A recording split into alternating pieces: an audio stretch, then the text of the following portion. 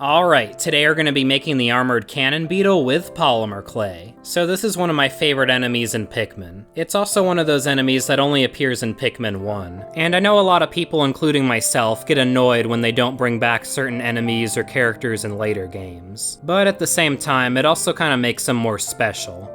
So even though this one's called the armored cannon beetle, it honestly looks more like a giant spider. Right now we're still just shaping its head, which is kind of shaped like a lopsided teardrop. Right now it kind of just looks like a really fat leech or something. Like one that just got done sucking a bunch of blood and now it's all full and fat. Anyway, I think the concept behind this enemy is one of the more interesting ones. And this was something that I didn't even realize until I was making it, but if you look at the inside of its mouth, it's all kind of like molten lava looking. And then I started thinking about how when its back part opens up, how it's all like glowing red and there's like smoke coming out of it. And then I thought about how it shoots boulders, and then it all just kind of clicked. It's like the inside of the cannon beetle is some kind of molten lava, which it uses to form the boulder. And if you notice, right before it shoots the boulder, it breathes in, which is maybe how it cools the lava down to make it harden into solid rock, and then it just shoots it out as the boulder. It's actually kind of intricate. It's like it's got its own little industrial thing going on inside of it. I also kind of feel like they expanded on this idea in later Pikmin games, with enemies that are more like explicitly mechanical.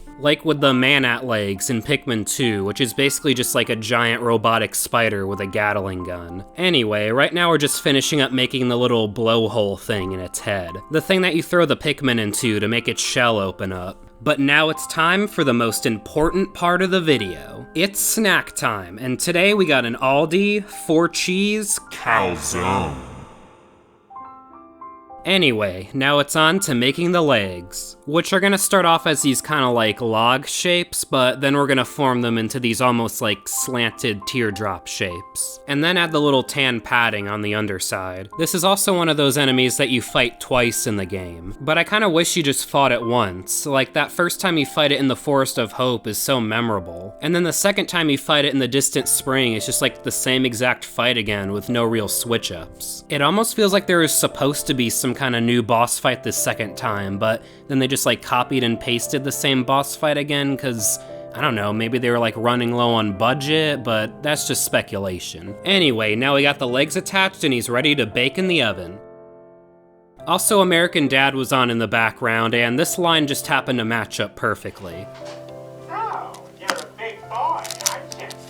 And there it is, the finished armored cannon beetle. And I think this is one of my favorite Pikmin creations so far. There's just something really satisfying about those round, chunky enemies. Anyway, feel free to like and comment if you enjoyed, and subscribe for more content. Peace.